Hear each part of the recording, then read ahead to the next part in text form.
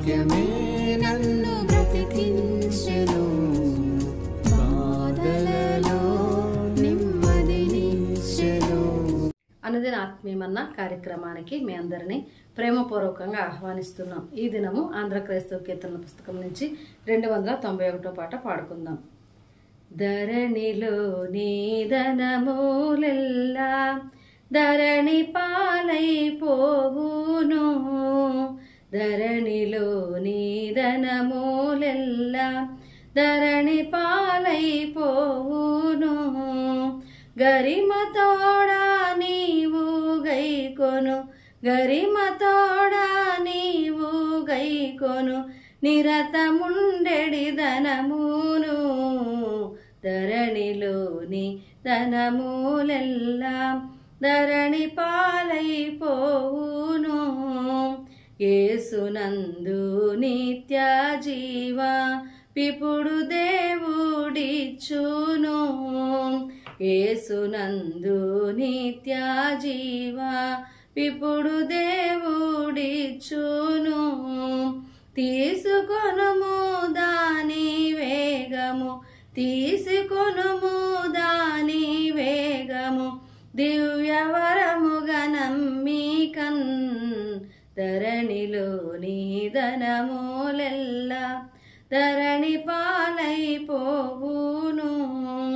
విడువు నీదు పాపములను తడువు చేయు బోకుమి, విడువు నీదు పాపములను తడువు చేయు బోకుమి. విడువకున్నా నీకు గల్గు, విడువకున్నా నీకు గల్గు, వేదనది కాంబు పో, ధరణిలోని ధనములెల్లా ధరణి పాలైపోవును. దేవకృపను బోలు నాటి దివ్య భాగ్యమొకటియున్, దేవకృపను బోలు నాటి దివ్య భాగ్యమొకటియున్. నీవు చూడబోవు మిత్ర, నీవు చూడబోవు మిత్ర, నేట నెచట వెదకినన్, ధరణిలోని ధనములెల్లా ధరణి పాలైపోవును. క్రీస్తునందు ప్రియమైన దేవుని బిడ్డలారా, అనుదినాత్మీయం అన్న కార్యక్రమానికి మిమ్మల్ని అందరినీ ప్రేమపూర్వకంగా ఆహ్వానిస్తూ ఉన్నాను. ఈ సమయంలో మత్తయి సువార్తలోని వ్యక్తుల ద్వారా దేవుడు మనకు ఏం నేర్పించాలని ఆశపడుతూ ఉన్నాడో వాటిని మనము ధ్యానం చేసుకుంటూ వస్తున్నాం. ఇప్పటి వరకు ముగ్గురిని మనము జ్ఞాపకం చేసుకున్నాం. మరియను, యోసేపును, అలాగే హేరోదు రాజును మనము జ్ఞాపకం చేసుకున్నాం. ఈ రోజు మత్తయి సువార్త 2వ అధ్యాయం 1వ వచనాన్ని మనం చూస్తే, రాజైన హేరోదు దినముల యందు యూదయ దేశపు బెత్లెహేములో యేసు పుట్టిన పిమ్మట ఇదిగో తూర్పు దేశపు జ్ఞానులు యెరూషలేమునకు వచ్చి అనే మాటను మనం చూస్తున్నాం. కాబట్టి ఈ రోజు మనం ధ్యానం చేసుకోబోయే వారు తూర్పు దేశపు జ్ఞానులు అని మనం చూస్తూ ఉన్నాం. వారి గురించి ఎక్కువగా మనకు తెలియదు. కేవలం ఈ అధ్యాయంలో కొన్ని వచనాలు మాత్రమే మనకు తెలియజేయబడుతూ ఉన్నాయి. కానీ చాలా శ్రేష్టమైన లక్షణాలు వారి నుండి మనం ఖచ్చితంగా నేర్చుకోవలసిన వాళ్ళమై ఉన్నాం. వారి గురించి తెలిసిన అతి కొద్ది విషయాలు ఏంటి అనంటే, మొట్టమొదటిది వారు తూర్పు దేశం నుండి వచ్చిన వారు అని మనం చూస్తూ ఉన్నాం. అంతేకాకుండా వారి జ్ఞానులు అనే మాట ఉపయోగించబడింది. అంటే వారు ఒక్కొక్కరు ఏమాత్రము వారి యొక్క సబ్జెక్ట్స్ లో నిష్ణాతులై ఉండిండవచ్చు. ఎంతమంది వచ్చారు అనేది ఖచ్చితంగా బైబిల్ మనకు చెప్పనప్పటికీ వారు 3 రకాలైన కానుకలు తీసుకుని వచ్చారు కాబట్టి ముగ్గురు అని చాలా సాధారణంగా అనేక మంది భావిస్తూ ఉంటారు. కానీ ఎంతమంది వచ్చారు అనేది తెలియకపోయినప్పటికీ వారు వచ్చిన అనంతరము వారు చేసిన ఆ యొక్క పనులు చాలా ప్రాముఖ్యమైనవిగా ఉంటూ ఉన్నాయి. మనం వాటిని అలవర్చుకోవలసిన వాళ్ళమై ఉన్నాం. కాబట్టి మొదటిది, వారు తూర్పు దేశం నుండి వచ్చిన వాళ్ళు. తమ యొక్క సబ్జెక్ట్స్ లో వాళ్ళు ఖచ్చితమైన నిష్ణాతులుగా వాళ్ళు ఉంటూ ఉన్నారు. అయితే వాళ్ళకి జ్ఞానులు అనే పేరు వచ్చినా వారి వారి సొంత ప్రాంతాల్లో ఆ గౌరవము అనేది ఉన్నప్పటికీ వారు ఏం చేస్తున్నారంటే, ఎప్పుడైతే ఆ నక్షత్రాన్ని చూస్తూ ఉన్నారో తమ యొక్క వ్యక్తిగత అవసరత వాళ్లకు ఖచ్చితంగా జ్ఞాపకం వచ్చింది. ఎందుకంటే ఆ పుట్టబోయేది అభిషిక్తుడు అని వాళ్ళకు తెలుసు. కారణం ఏంటి అని అంటే వాళ్ళకందరికీ వాళ్ళు జ్ఞానులు కాబట్టి అనేకమైన గ్రంథాలు వాళ్ళు చదువుతూ ఉంటారు కాబట్టి, మరి ప్రత్యేకంగా ఈ లేఖనాలు అనేవి వాళ్ళకు ఖచ్చితంగా తెలిసే ఉంటాయి.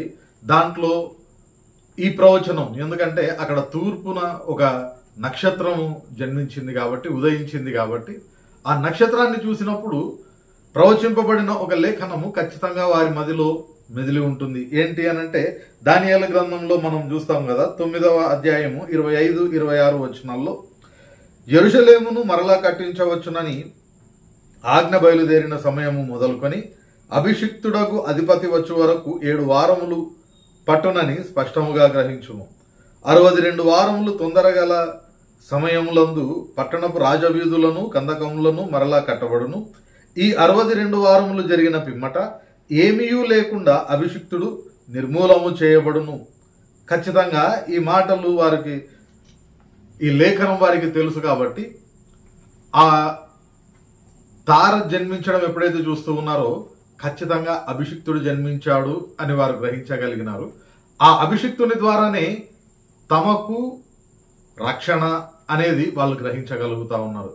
అన్య దేశంలో వాళ్ళు ఉన్నప్పటికీ కూడా దైవికమైన లేఖనాలను ఎరిగినప్పుడే తమ యొక్క పాపపు స్థితి వారికి అర్థమైపోయింది. వారు వారి ప్రాంతాల్లో ఒక ఉన్నతమైన స్థితిలో గౌరవ ప్రతిష్టలు ఉన్నప్పటికీ ఆత్మీయంగా తమ యొక్క రక్షణ అనే అవసరతను వారు ఖచ్చితంగా గ్రహించిన వాళ్ళుగా ఉంటున్నారు. కాబట్టి వెంటనే వాళ్ళు చేసిన పని ఏంటి అనంటే, దానిని గ్రహించిన వెంటనే ఆ జ్ఞానులందరూ కలుసుకొని ఆయనను చూడడానికి బయలుదేరి వస్తూ ఉన్నారు. అందులోనే చాలా ప్రాముఖ్యమైన విషయాలు మనం చూస్తాం. ఎప్పుడైతే ఆ జ్ఞానులు వస్తూ ఉన్నారో అప్పటి వరకు వారు చదువుతూ ఉన్న ఆ చదువును, గౌరవ ప్రతిష్టలను అన్నింటినీ పక్కన పెట్టేస్తా ఉన్నారు.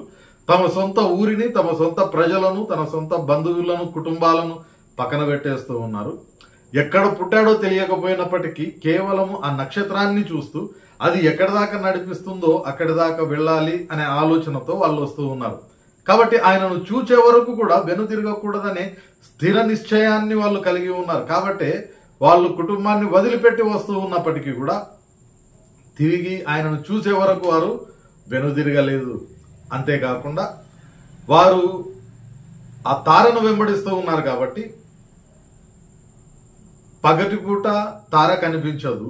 కాబట్టి పగటిపూట వారు విశ్రాంతి తీసుకొని రాత్రికాల సమయంలోనే వారి యొక్క ప్రయాణం ఎక్కువగా కొనసాగింది. కాబట్టి వారు దాదాపుగా 1.5 సంవత్సరం నుండి 2 సంవత్సరాల మధ్య కాలంలో యేసుక్రీస్తు జన్మించిన అనంతరము 1.5 సంవత్సరం నుండి 2 సంవత్సరాల కాలంలో వాళ్ళు యేసుక్రీస్తును దర్శించి ఉంటారు. కాబట్టి వారు ఎప్పుడైతే దేవుని యొక్క దూత ద్వారా బోధింపబడి వేరే దారిలో వెళ్ళిపోతూ ఉన్నారో, హేరోదు ఏం చేస్తూ ఉన్నాడంటే 2 సంవత్సరాల కంటే తక్కువ వయసున్న పిల్లలను, అంటే అప్ టు 2 years ఉన్న పిల్లలను అందరినీ కూడా చంపమని ఆయన ఆజ్ఞాపిస్తూ ఉన్నాడు. కాబట్టి వారు దాదాపుగా 1.5 సంవత్సరం నుండి 2 సంవత్సరాల కాలము ప్రయాణం చేసి వచ్చి ఉంటారు అనే ఆ భావన ఖచ్చితంగా మనకు అర్థమవుతూ ఉంది.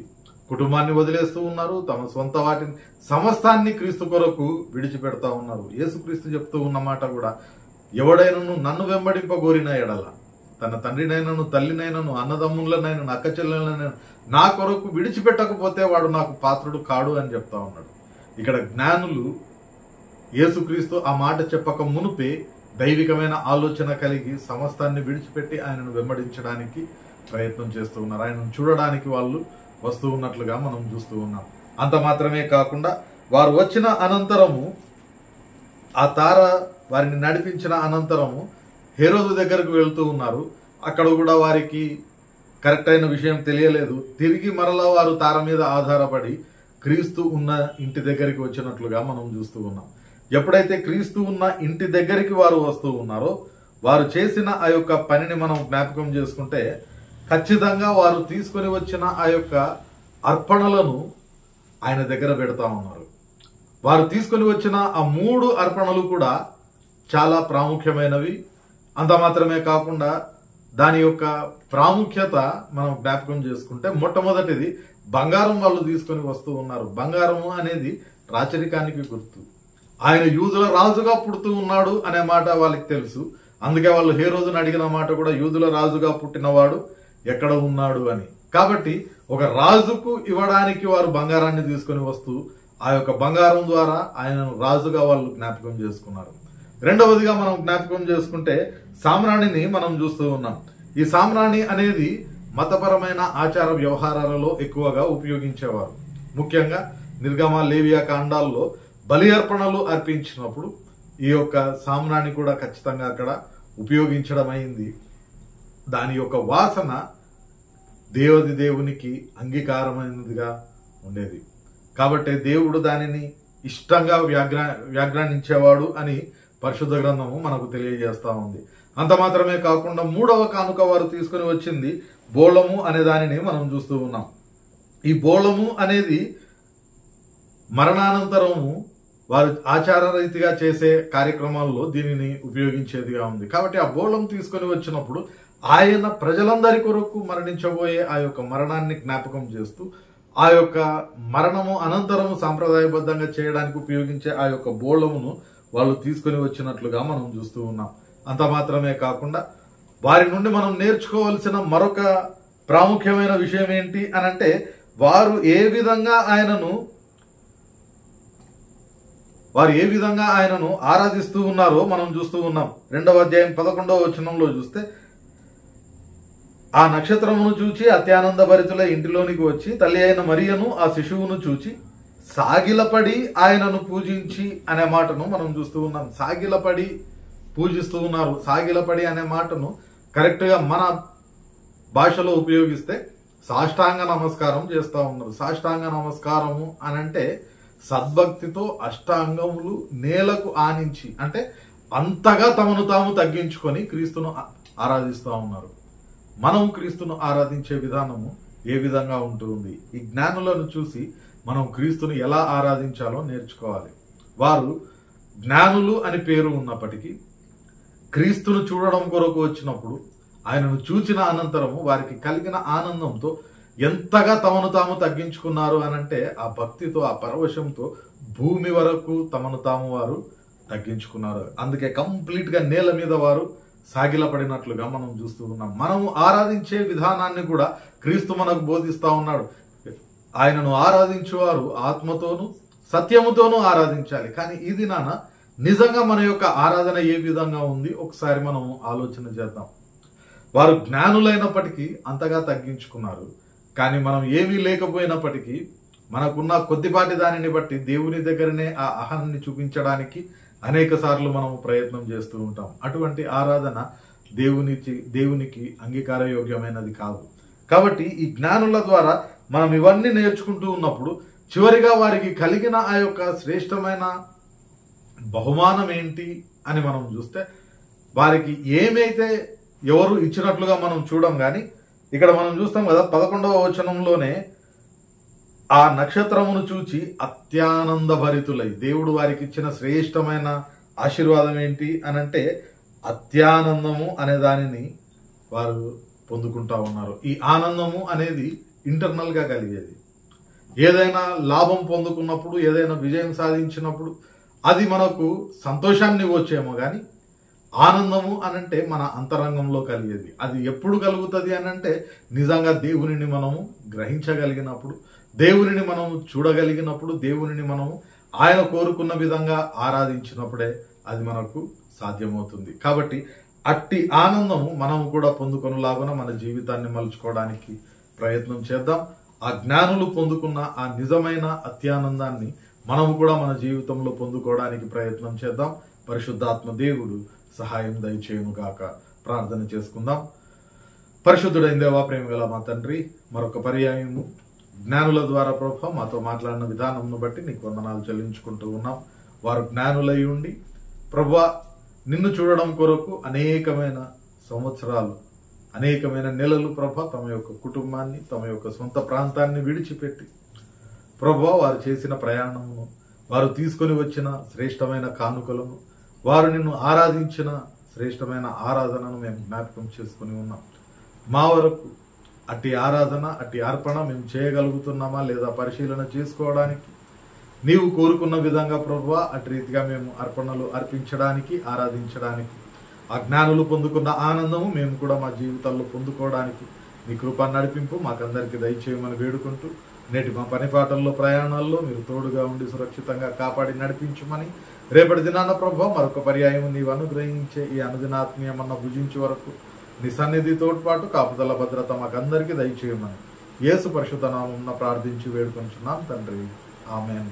తండ్రి, కుమార, పరిశుద్ధాత్మ త్రియేక దేవుని సకల దీవెనలు సదాకాలం మనకందరికీ తోడయ్యుండి నడిపించునుగాక. ఆమేన్.